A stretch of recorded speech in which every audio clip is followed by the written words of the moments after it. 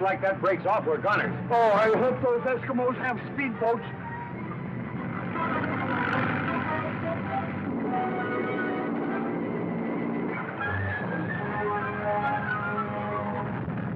This is it. She's cracking up.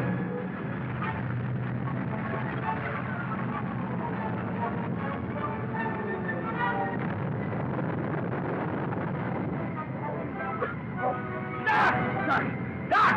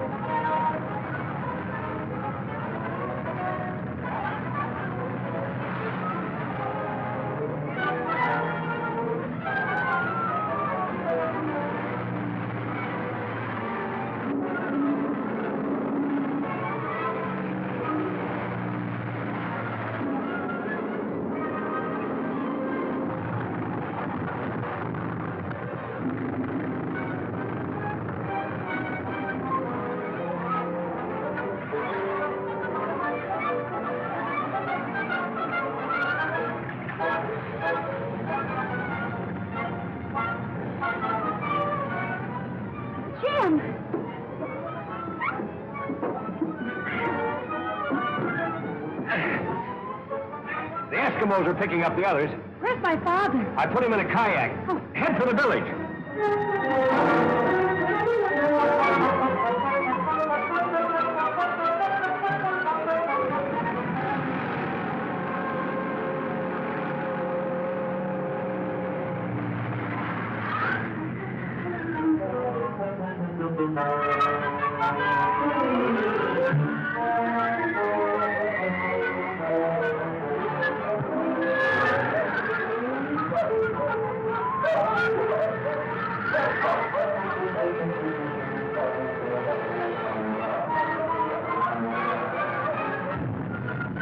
Grab the Paratron!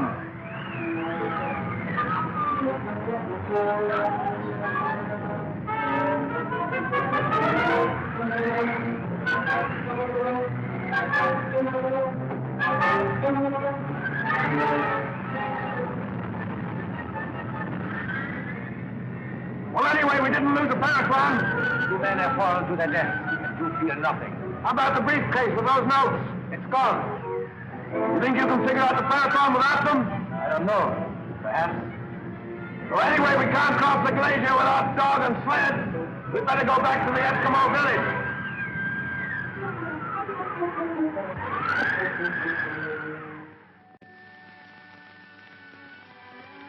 So there we were, marooned in the iceberg. But you came along with the Eskimos. Just in time, too. Just like an angel of mercy. You know what I can't figure out is what was going on board that boat. What happened to Dunn and why? Why was that poison gas loose in the cabin? You get out of those wet things and get some sleep before you take pneumonia. Don't worry about me. I used to go swimming with icebergs every morning before reveille. Yeah, he's a tough guy. Nothing ever happens to him. Hey, what's on here? Oh. Is he all right? Yeah, just plumb exhausted. Needs some sleep. Well, see to it that you get some yourself. Yes, miss. I'll go check on Dad again. Yes, miss.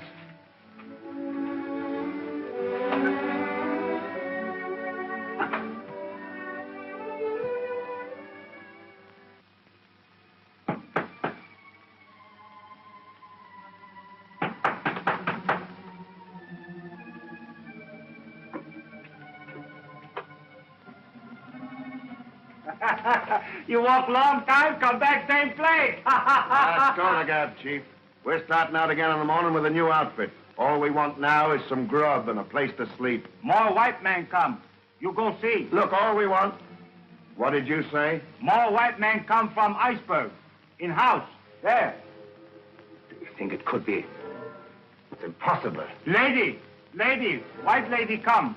Fly in air like bird. Eskimo go in kayak. Oh, never mind all that. Show us where they are. I show. Moto.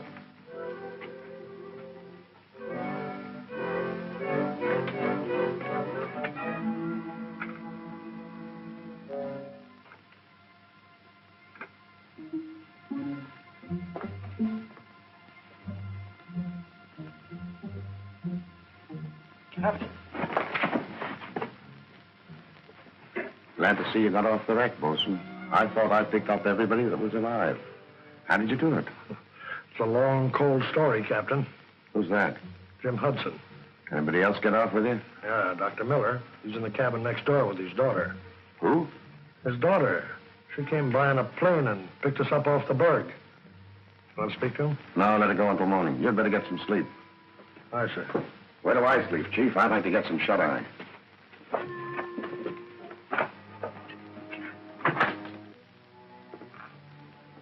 If we had not lost Dr. Miller's notes, it would have been different.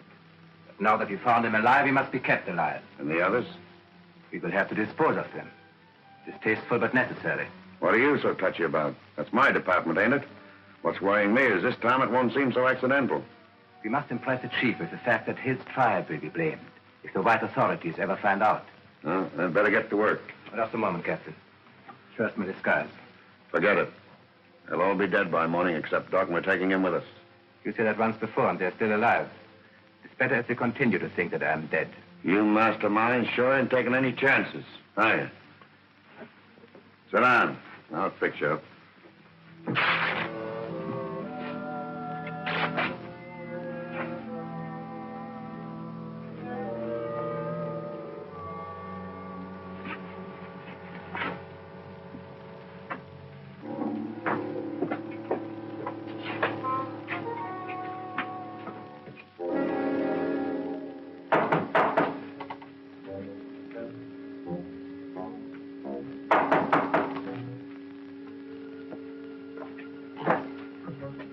What do you want?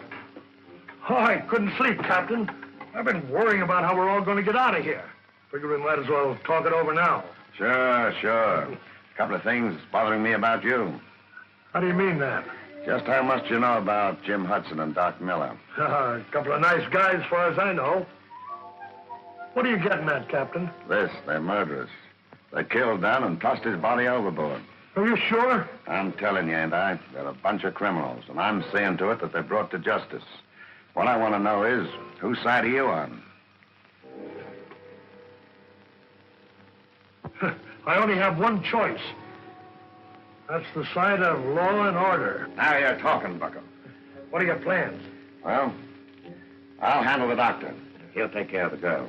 Who are you? Oh, he's just one of the boys. Got badly burned down in the engine room. Now, can you handle Jim Hudson yourself? Oh, sure. Well, now this is what you do. He's a desperate criminal. And if things go wrong, and he puts up a fight...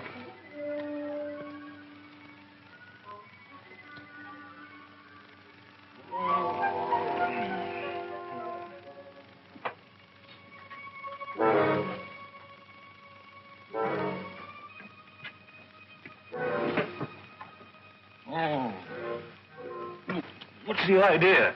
Tell me one thing and tell me the truth. What do you know about the Dunn murder? Murder? Done? Well, I don't know anything about it, and you know it. Captain Greeter arrived a little while ago with one of the crew. They say that you and the doc are criminals. We've been through a lot together, and I have my doubts. Why should Greeter want to accuse us? Does it have anything to do with a box about that high and that long with the doc's name on it? The Paratron. What? Never mind now. Where's Greeter? He's in his hut. He's going to grab the doc as soon as I tell him I put you away.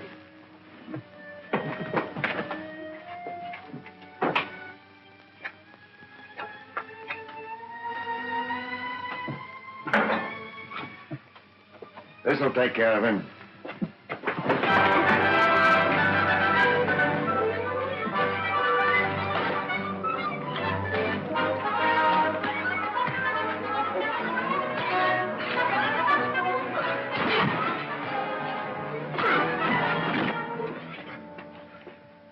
Better tie him up.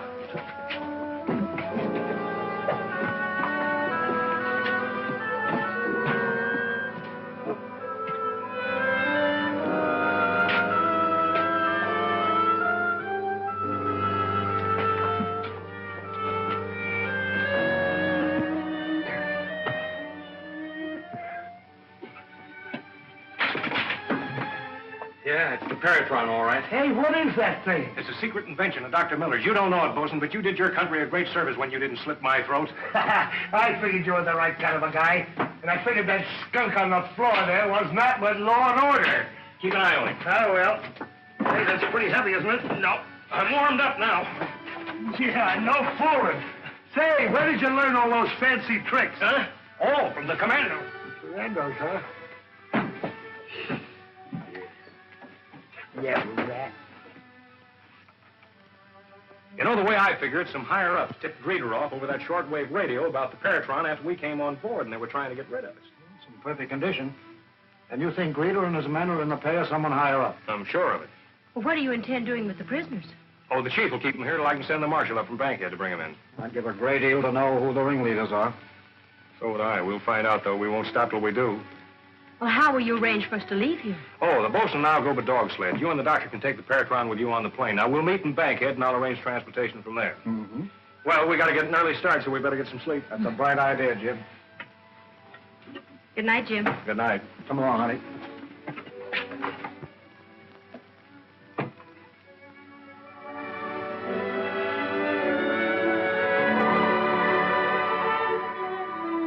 That's right. Gun sight mine.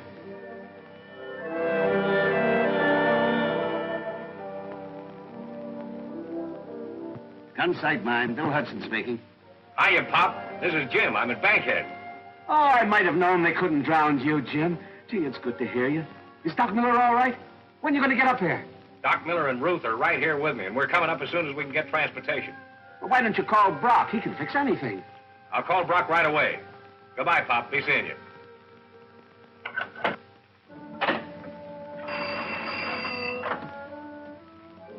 Get me Mr. Brock in Saskatch. That's right.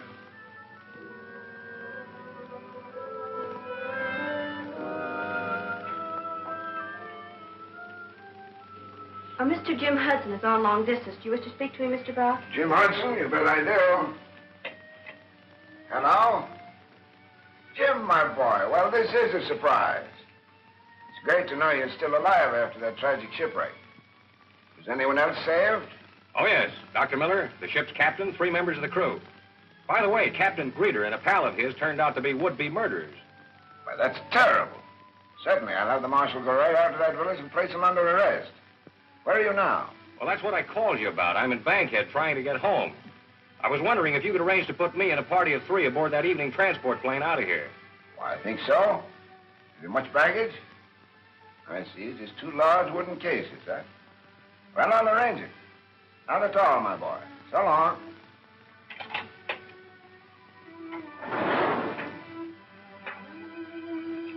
HB to Brandon. Come in, Brandon. Brandon, go ahead, HB. One of my men will leave transport plane number 3 at point M54. Pick him up and take him to your headquarters. Got that? Check. Make it good.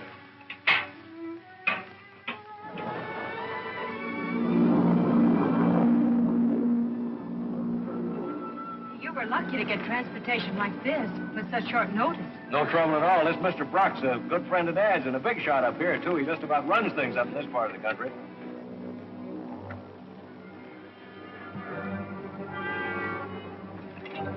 Hold it, everybody. Don't anyone turn around. Put your hands behind your heads. Everybody. Hudson, bring me that case you're guarding so carefully.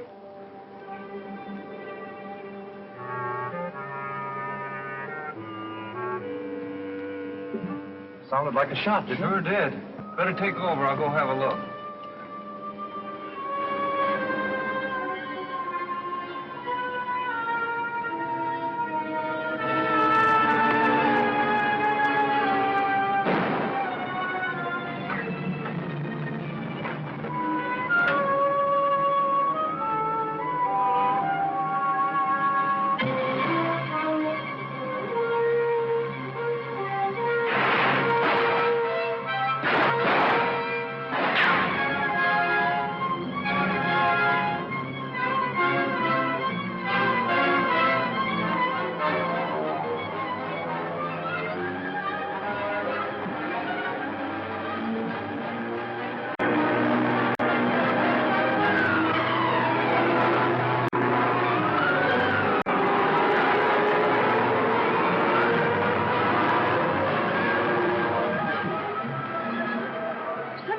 open his door. The flame's burning wild.